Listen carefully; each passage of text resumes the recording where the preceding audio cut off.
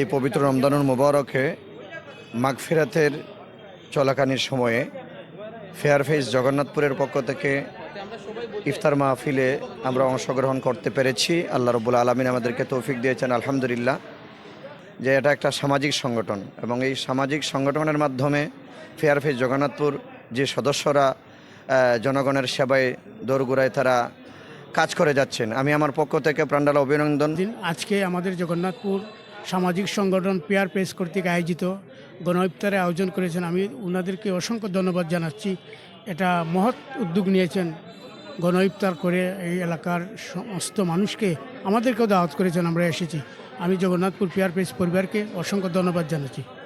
আমাদের fair face এটা আয়োজিত আজকে গণ ইফতার পার্টির প্রতি বছর ন্যায় এবারও এটা আয়োজন করা হয়েছে। আমি ধন্যবাদ জানাই ফেয়ার ফেসের সকল সদস্যবৃন্দকে এবং দাতাবৃন্দকে এবং উপস্থিতি যারা আসেন ইফতার পার্টির মুরব্বিয়ানে গ্রাম এবং এই অত্র অঞ্চলে পরিচিত মুখ সবাইরে আমার পক্ষ থেকে ধন্যবাদ।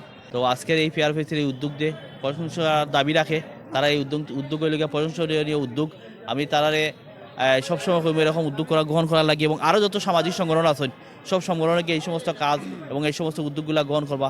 আসলে গণ ইফতারটা অত্যন্ত গুরুত্বপূর্ণ একটি বিষয়, যে বা যারা এই ইফতারে উপস্থিত থাকে প্রত্যেকেই রোজাদার।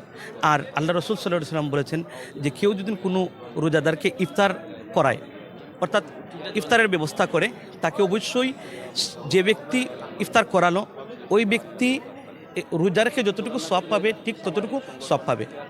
গণ ইফতার কর্মসূচি বাস্তবায়ন করে থাকি, যাদের অর্থায়ন আমরা করে থাকি তারা আমার সংগঠনের আজীবন দাতা সদস্য।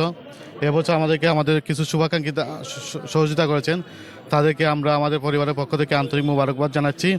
আরও অনেক ধন্যবাদ জানাচ্ছি আজকে যারা এখানে অতিথি আছেন সবাইকে। আল্লাহ যত সাহায্য করছেন দেশে বিদেশে, আল্লাহ হালাল রুজি রোজগার দিয়া মালা ফাল